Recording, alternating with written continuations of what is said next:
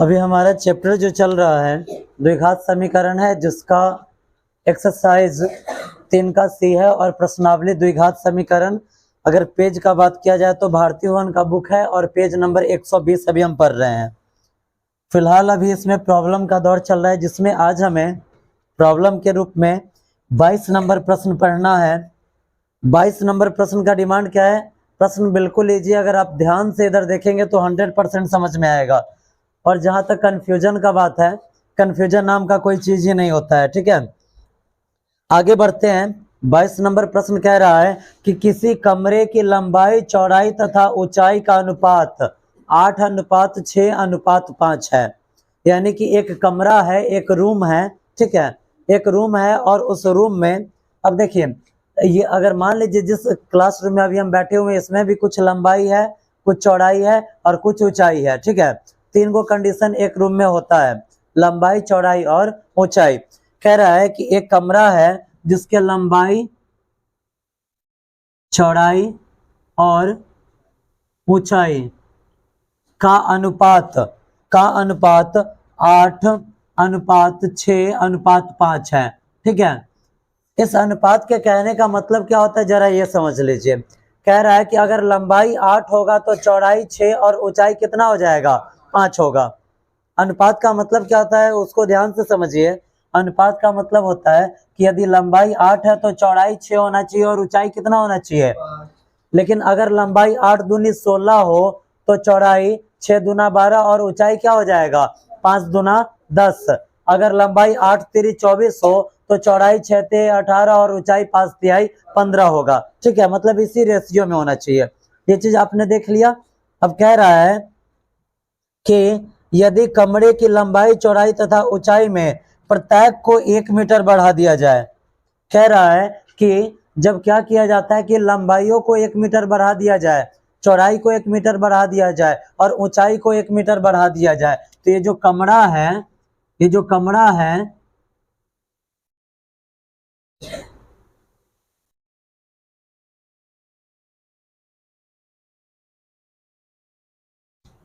यहाँ जरा समझिए।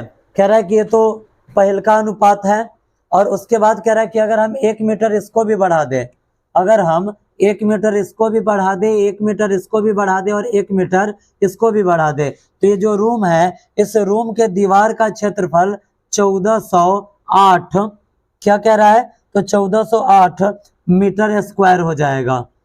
1408 मीटर स्क्वायर हो जाएगा। तो प्रश्न कह रहा है तो कमरे की लंबाई, कौमा चौड़ाई और कौमा ऊंचाई निकालिए। ठीक है, आगे बढ़ाया जाए इस प्रश्न को। कह रहा है, यहाँ जो प्रश्न है, कह रहा है कि ये क्या है, ये जो 1408 है, ये इस कमरे के दीवार का क्षेत्रफल है। किसका क्षेत्रफल है? दीवार का क्षेत्रफल है।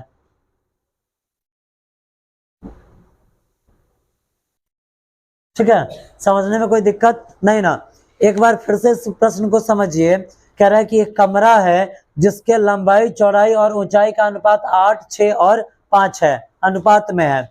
कह रहा है कि लेकिन जब हम इसके लंबाई को 1 मीटर बढ़ा दे, इसके चौड़ाई को 1 मीटर बढ़ा दे और इसके ऊंचाई को 1 मीटर बढ़ा दे, तो इस कमरे का जो दीवार है उसका क्षेत्रफल कितना हो जाएगा? 1408 मीटर स्क्वायर हो जाएगा। तो कह रहा है कि इस कमरे की लंबाई बताइए, चौड़ाई बताइए और ऊंचाई बताइए। ठीक है, चलिए देखिए कितना हल्का प्रश्न है, वो आप यहां से समझ लीजिए। ये जो प्रश्न अभी हम पढ़ रहे हैं, ये प्रश्न नंबर 22 है। हम लिखेंगे माना के कमरे के लंबाई बराबर, कमरे की लंबाई हम क्या मानेंगे? 8 और x के रूप में इसे ले लेंगे। लंबाई बराबर 8x, कौमा चौड़ाई बराबर क्या होगा, तो 6x तथा ऊंचाई बराबर क्या है? 5x है, 5x है। यहां तक समझने में कोई दिक्कत नहीं ना? अब कह रहा है कि सबको कितना बढ़ाना है? 1 मीटर बढ़ाना है। ठीक है, अब यहां लिखेंगे प्रश्न के अनुसार, यानी कि प्रश्नानुसार सबको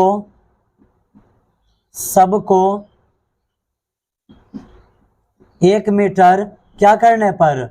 बढ़ाने पर लंबाई क्या हो जाएगा, तो लंबाई पहल का क्या है 8x है, और एक ये भी बढ़ जाएगा, कॉमा चौड़ाई पहल का क्या है, तो चौड़ाई है पहल का 6x है, इसे भी एक आप बढ़ा दीजिए, और उसके बाद तथा ऊंचाई, ऊंचाई क्या है 5x है, तो इसे भी आप एक बढ़ा दीजिए, होगा। समझने में कोई दिक्कत नहीं ना। प्रश्न किस चीज पे है, तो प्रश्न है यहाँ पे दीवार पर, किस चीज पे है, दीवार पर है। यहाँ पर दीवार का क्षेत्रफल दे रहा है, और दीवार का क्षेत्रफल कितना है 1408 मीटर है, कितना है 1408 मीटर है। चलिए अब हम यहाँ पर क्या लिखेंगे, आपको पहले भी बताया गया है कि आपको उस कंडीशन पर चलना है जो चीज यहाँ पर दिया हुआ है। तो अब हम लिखेंगे यहाँ पे कमरे के दीवार का क्षेत्रफल, कमरे के दीवार का क्षेत्रफल क्या होता है, तो आपको याद रखना है कमरे के दीवार का क्षेत्रफल होता है 2 इंटू लंबाई प्लस चौड़ाई, लंबाई प्लस चौड़ाई और गुने में ऊंचाई। समझने में कोई तकलीफ नहीं ना। क्या होता है, तो कमरे के दीवार का क्षेत्रफल हो जाता है 2 इंटू लंबाई प्लस चौड़ाई गुने में ऊंचाई। ये आप याद रखेंगे क्या चीज, तो जब भी अगर आपको दीवार का क्षेत्रफल निकालना हो तो कौन सा फॉर्मूला अप्लाई करना है, 2 इंटू लंबाई प्लस चौड़ाई गुने ऊंचाई। किस कंडीशन में, जब हमारे पास लंबाई हो, चौड़ाई हो और ऊंचाई हो। लंबाई चौड़ाई और ऊंचाई कब होगा, जब कमरा दिया गया हो। ठीक है, किसी को समझने में कुछ कंफ्यूजन नहीं ना। अब जरा आप देखिए कमरे के दीवार का क्षेत्रफल कितना दिया हुआ है, कमरे के दीवार का क्षेत्रफल 1408, 1408 के बराबर में 2 इंटू, तो 2 लंबाई कितना है, देखिए तो लंबाई कितना है 8x प्लस 1, और प्लस है चौड़ाई कितना है, चौड़ाई है 6x प्लस 1, और इंटू में ऊंचाई कितना है, तो ऊंचाई है 5x प्लस 1। समझने में कोई तकलीफ है क्या, ये दो इसके साथ है गुणा में, जब इधर आएगा तो भाग में, इधर आएगा तो भाग में, यानी कि 1408 बट्टा में 2 के बराबर में। जरा आप देखिए 8 गो एक्स, 6 गो एक्स, कै गो एक्स 14 गो एक्स, आप प्लस 1 गो आएगो 2 गो, और इधर क्या है 5x प्लस 1। जरा आप बताइए, आपके सामने जब ऐसा कंडीशन आता है तो हम क्या करते हैं, पहलकों से दोनों में गुना और दूसरकों से दोनों में गुना, यही किया जाता है ना, या इसके अलावा और भी कुछ किया जाता है नहीं। अब चलिए पहले आप 2 से इसमें भाग दीजिए, तो 2 सते 14, 0 का 0, 2 चौका 8 कट गया के बराबर में। जब 14x से 5x में गुना होगा तो 14 पंचे 70x, 14 पंचे 70x, और x से गुना हुआ तो x का क्या हो जाएगा स्क्वायर। जब 14x से 1 में गुना होगा तो 14x, और उसके बाद यहाँ देखिए प्लस 2 से जब 5x में गुना हुआ तो 2 पंचे 10x, और प्लस प्लस प्लस 2 एकम 2। समझने में कोई तकलीफ है क्या, नहीं ना। इसको हम उधर ले चले, ये प्लस में उधर जाएगा तो माइनस में, यानी कि कुल मिलाकर कहानी क्या बना, तो कुल मिलाकर कहानी यही है कि 70x स्क्वायर को 70x स्क्वायर लिखा गया, 14 गो एक्स 10 गो एक्स, क्या गो एक्स 24 गो एक्स, और प्लस में यहाँ पर 2, ये 704, प्लस में इधर आया तो माइनस में 704 के बराबर में 0। समझने में कोई दिक्कत नहीं ना। आगे बढ़ाया जाए तो यहाँ पर 70x स्क्वायर और प्लस में 24x, जब 2 में से 704 घटाएंगे तो माइनस 702 के बराबर में क्या हो जाएगा 0 हो जाएगा। यहाँ तक समझने में कोई तकलीफ है क्या, नहीं ना। आगे बढ़ा दे, इसको डायरेक्ट द्विघात सूत्र पर डाल दीजिए। ठीक है, इसको डायरेक्ट द्विघात सूत्र पर डाल दीजिए, क्योंकि इतना बड़ा है, हो सकता है कि कहीं इसका गुणनखंड ही ना निकले। ठीक है, तो अब हम यहाँ क्या करेंगे, हम यहाँ लिखेंगे अब चूंकि a बराबर, तो यहाँ पर a क्या हो जाएगा, तो x स्क्वायर से पहले 70 है तो 70 हो गया a, b क्या हो जाएगा, तो b हो जाएगा 24, और c क्या हो जाएगा माइनस 702। तो अब लिखेंगे हम यहाँ पे मूल समीकरण आप किस रूप का लाए हैं, x के रूप का ना, तो मूल x बराबर क्या होगा, formula minus b plus minus under root b square minus 4ac, और बट्टा में क्या होगा 2a, यही होगा ना।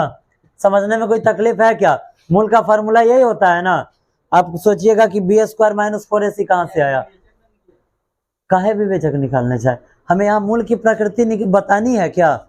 हमें तो सिर्फ क्या चाहिए? मूल चाहिए। क्या चाहिए? मूल चाहिए। जब हमें मूल की प्रकृति बतानी होगी तभी हम विवेचक निकालेंगे, अगर ना निकालेंगे फिर भी मेरा काम चल जाएगा। क्यों? क्योंकि विवेचक का फॉर्मूला क्या होता है? b² - 4ac, और ये भी क्या है? b² - 4ac। आप वहां से मान निकालकर इसमें फिट कीजिए या डायरेक्ट इसी में मतलब मान निकाल लीजिए, बात सेम ही है। जब आपको अगर मूल की प्रकृति निकालना हो तब आप विवेचक निकालेंगे, नहीं तो अगर आप विवेचक ना निकालते हैं फिर भी कोई दिक्कत नहीं है। क्यों? क्योंकि यहाँ पर विवेचक है ना निकलेगा, वही फॉर्मूला ऐड किया है ना यहाँ पे। चलिए इस फिगर को मिटा दे, समझने में किसी को कुछ कठिनाई है क्या? मिटा दे इसको। चलिए आगे देखिए, अब आगे बढ़ते हैं। जब हम आगे जाएंगे तो यहां पर -b, तो -b का वैल्यू क्या है? b का वैल्यू है 24। उसके बाद plus minus √b² - 4ac, b², b का वैल्यू क्या है? 24 है, तो 24 का स्क्वायर -4ac, तो -4 इंटू a का वैल्यू क्या है? a का वैल्यू है 70, और गुणे c का वैल्यू क्या है? c का वैल्यू है -702, यही है ना। और बट्टा में क्या है? 2a है। क्या है? 2a, तो 2 गुणे a का वैल्यू क्या है? a का वैल्यू है 70। जरा आप 24 का स्क्वायर निकालिए तो क्या आ रहा है? फटाक से 24 का स्क्वायर क्या होता है? 576 होता है। यहाँ देखिए -24 और उसके बाद प्लस माइनस यहाँ पे डालेंगे 24 का स्क्वायर 576, माइनस माइनस प्लस 70 चौका 7 चौका 28, 280, 280 में 702 से मल्टीप्लाई कीजिए, क्या आ रहा है? 70 चौका 280, 280 में 702 से कीजिए फटाक से।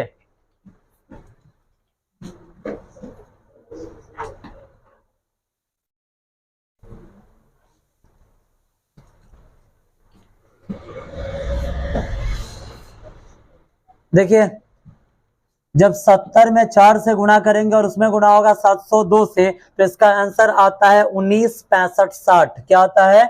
196560। आगे बढ़ाते हैं और नीचे देखिए 70 दूना क्या हो जाएगा? 70 दूना 140। क्या हो जाएगा? 70 दूना 140।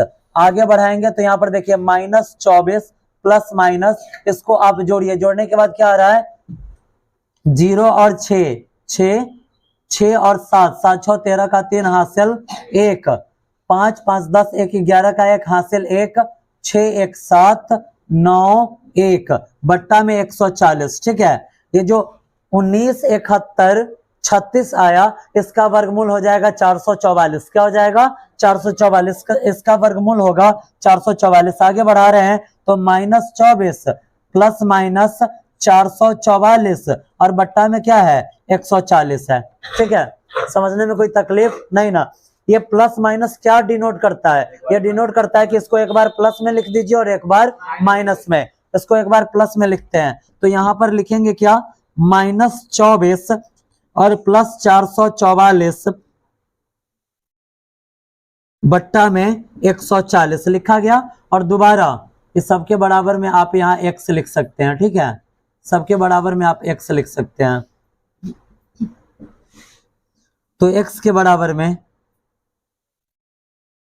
x, यहाँ पर एक बार इसको माइनस में लिखिए, तो -24 और -444 और बट्टा में कितना? 140 ना। जब हम आगे बढ़ाएंगे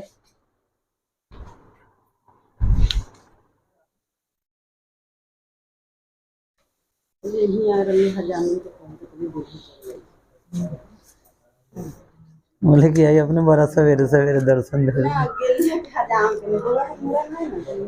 अच्छा अच्छा, देख बाबू इधर, जब 444 को हम 24 में से घटाएंगे तो क्या होगा? 24 में से तो घटाना नहीं है, 444 में से 24 घटाना है, तो क्या आएगा? 4 में से 4 गया 0, 4 में से 2 गया 2 और 4 का 4 यहाँ पे और बट्टा में 140। अब देखिए 0 से 0 कैंसिल और 14 या 42 कट गया, कटा ना।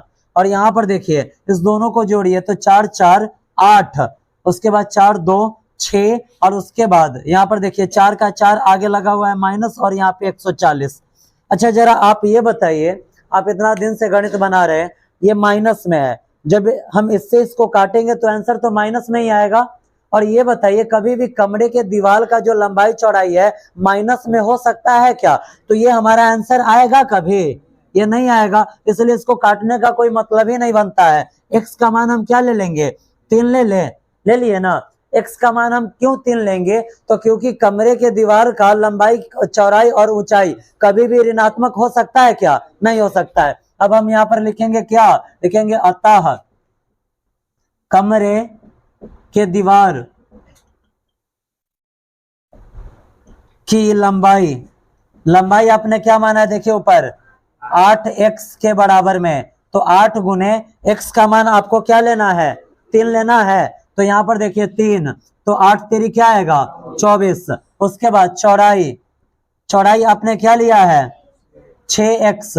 आगे बढ़ाएंगे तो 6 गुने x का मान 3, तो 6 तिया 18। और उसके बाद ऊंचाई आपने क्या लिया है? 5x, तो 5 गुने x का मान 3 यानी कि 5 तिहाई 15। प्रश्न मीटर में था इसलिए मीटर क्या हो जाएगा? आपका आंसर हो जाएगा। जरा आप यहाँ पर देखिए, आपको जो रेशियो कह रहा था, आंसर का रेशियो 8:6:5 होना चाहिए। आपका ये जो आंसर आया है इस रेशियो में है या नहीं है? तो 8, 18 और 15 है। इस तीनों में किस चीज से भाग लगेगा? 3 से लगेगा। तो देखिए 3 8 24, 3 6 18 और 3 5 15। बताइए तो रेशियो जो दिया हुआ था वो आया या नहीं आया? यानी कि प्रश्न का आंसर क्या है? बिल्कुल सही है। समझने में कुछ कहीं कठिनाई नहीं ना? क्लियर हो जाएगा। चलिए अगला जो प्रश्न है, अगला प्रश्न है 24।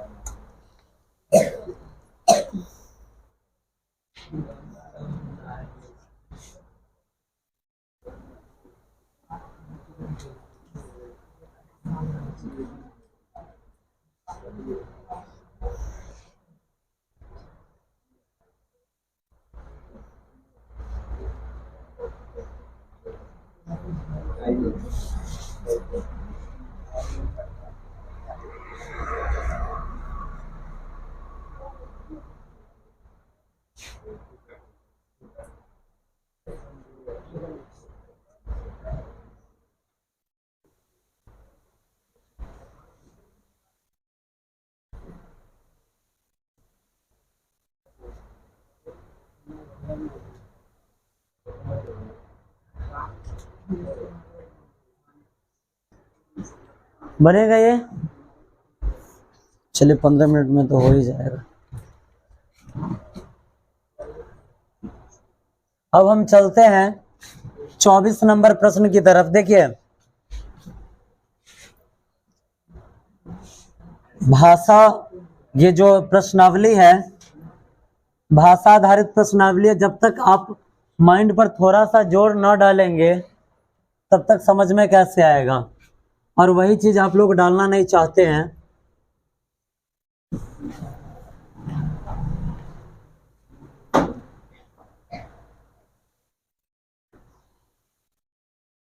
देखिए 24 नंबर प्रश्न है, बिल्कुल इजी प्रश्न है। प्रश्न यहाँ पे कह रहा है कि एक वृत्त के केंद्र से, एक वृत्त है और उसका केंद्र, एक सबसे पहले जब वृत्त दे रहा है तो आप वृत्त बना लीजिए ताकि प्रश्न को समझने में क्या हो जाए? आसानी हो जाए। ये वृत्त का केंद्र है और कह रहा है कि इस वृत्त के केंद्र से एक चाप कर्ण पर खींचा गया लंब। अब ये चाप कर्ण क्या होता है? तो यहाँ पर अगर कोई लाइन खींच दिया गया तो इसी को क्या कहा जाएगा? चाप कर्ण कहा जाएगा। ठीक है, वृत्त थोड़ा अजीब हो गया है, ये लग रहा है कि मेला में का जिलेबी है, थोड़ा इसको सही किया जाए।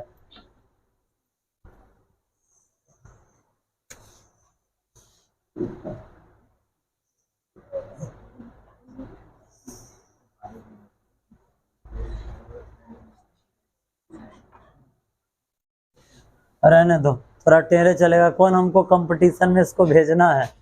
इसका ये केंद्र है और वृत्त के केंद्र को किस चीज से दिखाया जाता है, ओ से।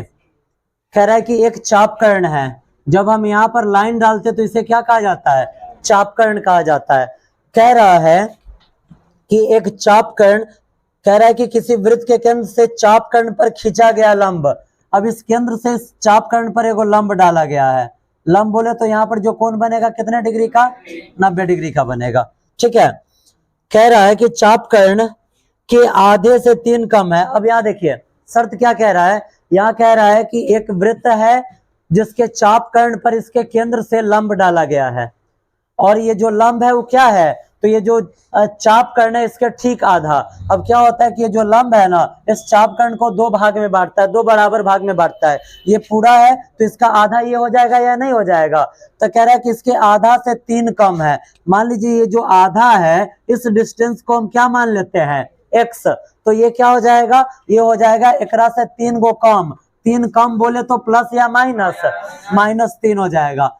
अब कह रहा है इस वृत्त का अर्धव्यास, अर्धव्यास, अर्धव्यास का मतलब होता है व्यास का आधा। जब व्यास का आधा किया जाता है तो उसे हम दूसरे रूप में क्या कहते हैं, तो त्रिज्या कहते हैं। क्या कहते हैं, त्रिज्या। क्यों, क्योंकि त्रिज्या क्या होता है, तो त्रिज्या वृत्त का आधा ही होता है। अब मान लीजिए यहाँ से यहाँ पर हम ये लाइन खींचे तो ये त्रिज्या हो गया या नहीं हो गया, हो गया ना, क्योंकि अगर केंद्र से इस परिधि में कहीं हम लाइनिंग खींच देते तो वो हो जाता है त्रिज्या। ये त्रिज्या यहाँ पर कह रहा है कि है 15। क्या कह रहा है, 15 कह रहा है। तो उसके बाद प्रश्न कह रहा है तो इस चापकर्ण की लंबाई कितनी होगी यही बताना है। ये जो चापकर्ण है इसका लंबाई कितना होगा ये बताना है। तो अगर आप x का वैल्यू निकाल लेते हैं तो x में जब 2 से गुना कीजिएगा तो चापकर्ण की लंबाई मिलेगा या नहीं मिलेगा, मिल जाएगा। इसका नाम हम डाल देते हैं a, इसका b और इसका c, डाल दिया गया। चलिए थोड़ा सा भाषा ऐड करते हैं इसमें, लिखेंगे हम माना कि ओ केंद्र वाले वृत्त, ओ केंद्र वाले वृत्त का चापकर्ण, क्या, चापकर्ण, इसका जो चाप डाला गया चाप का नाम क्या है, AC है। चापकर्ण AC है जिसमें AB क्या लिया गया है, जिसमें AB बराबर x माना गया है। क्या किया गया है, माना गया है। ठीक है, तो लिखेंगे तो प्रश्न के अनुसार, तो प्रश्नानुसार लंब का नाम क्या है, लंब का नाम है OB। क्या है, लंब का नाम है OB। लंब OB बराबर क्या होगा, तो OB का मान क्या आएगा, तो OB कह रहा है, इसका लंब कह रहा है कि ये जो लंब होगा, चापकर्ण जो है आधा चापकर्ण है ओकरा से 3 कम है, तो आधा चापकर्ण का मान क्या है, x है। आधा चापकर्ण x है तो एकरा से 3 कम यानी कि x - 3 हो गया, x - 3, तथा अर्धव्यास, अर्धव्यास का नाम क्या है, AO है। यानी कि OA बराबर कितना है, OA का मान क्या है, 15 है। ये कहां से आया, तो दिया हुआ है। कहां से आया है, तो दिया हुआ है। जो चीज जहां से आया उसको आप क्लियरली लिखेंगे ताकि आपका आंसर थोड़ा सा खूबसूरत हो जाए। ठीक है, आगे बढ़ा रहे हैं। अब जरा आप देखिए, अगर एक लाइनिंग पर ये जो लंब खींचा गया है तो अगर इधर 90 डिग्री है तो इधर भी कितना डिग्री होगा, 90 डिग्री, क्योंकि एक लाइन पर जो कोण बनता है ये कितने डिग्री का, 180 डिग्री का बनता है। तब ने 180 में 90 इधर भी और 90 इधर भी। अब जरा आप बताइए, वैसा त्रिभुज जिसका एक कोण 90 डिग्री का, उसे कौन सा त्रिभुज कहा जाता है, समकोण त्रिभुज कहा जाता है। अब लिखेंगे समकोण त्रिभुज, समकोण त्रिभुज। यहाँ पर समकोण त्रिभुज कौन सा है, OBA, यानी कि ABO में, समकोण त्रिभुज ABO में। अब बताइए, जब समकोण त्रिभुज होता है तो इसमें 3 भुजाएं होती है, जिसमें इस भुजा का नाम होता है कर्ण, नीचे वाले का आधार और इसका नाम होता है लंब।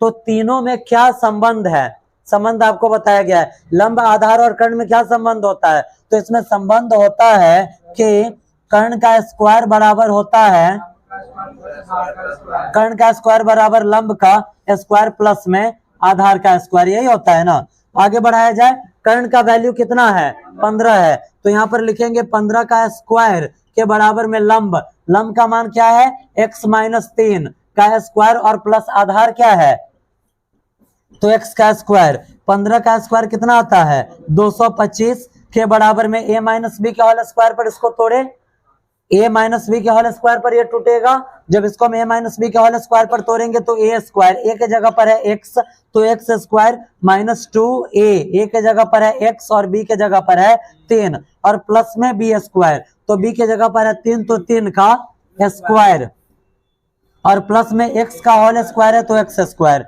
आगे बढ़ाया जाए तो 225 के बराबर में x स्क्वायर माइनस 2 तिया 6x प्लस में यहाँ पे 9 और प्लस में x स्क्वायर, इसको उठाकर आप उधर ले जाइए, जब इसको उठाकर आप इधर लाएंगे तो एगो x स्क्वायर है, एगो x स्क्वायर, क्या गो x स्क्वायर, दो गो x square minus 6x plus 9 और माइनस 225 के बराबर में क्या जाएगा 0। आगे बढ़ाएंगे तो 2x स्क्वायर माइनस 6x और क्या करना है 9 में से 225 घटाना है। अगर ऐसे आपको घटाने नहीं आ रहा है तो आप 225 में से 9 घटाइए और आगे क्या लगा दीजिए माइनस, जब 9 को इसमें से घटाएंगे तो 15 में से 9 जाएगा 6, यहाँ पर बचा 1 और यहाँ पर 2, 216 के बराबर में 0। अब ये छोटा हो सकता है क्या, 2 से भाग देने पर छोटा होगा, इसमें हम 2 से भाग देंगे, इसको छोटा करके गुणनखंड निकाल लेंगे, निकलेगा ना।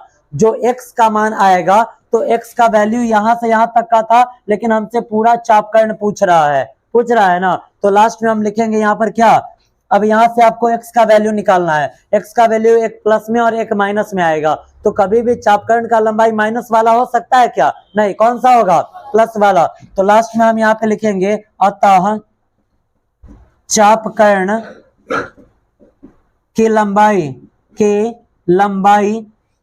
चापकर्ण की लंबाई क्या है AC बराबर, AC बराबर क्या हो जाएगा तो 2 गुने AB हो जाएगा, यानी कि AB का ये 2 गुना है, एक भाग तो ये हुआ और दूसर का ये, तो इसका 2 गुना ये टोटल हो जाएगा, यानी कि AC बराबर 2x।